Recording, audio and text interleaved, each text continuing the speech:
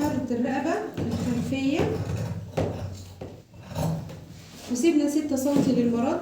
الخامة المستخدمة هنا صوف على قطيفة، يعني مش الصوف اللي هو السادة، صوف وفيه نسبة قطيفة، فعشان كده الوش بتاع القماش فيه لمعة شوية. كده بنقص حرة الإبط. أنا شغالة على مقاس 38. أنا حرة الإبط عندي 22. هقرب القماش عليا كده عشان يبقى مريح، وبعد كده نشيل الزيادة اللي هي من خط الجنب.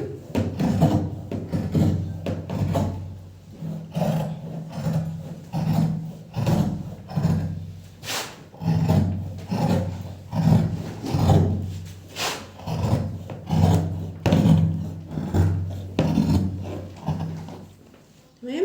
بعد كده هقيس الطول الكلي زائد 2 سنتي وافصله عن باقي القماش، وباقي القماش هناخد منه الاكمام والكولا والاسامي.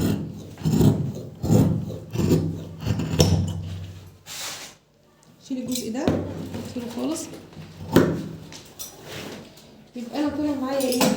طلع معايا الشميز الظهر قطعه واحده اهي مقاس 38.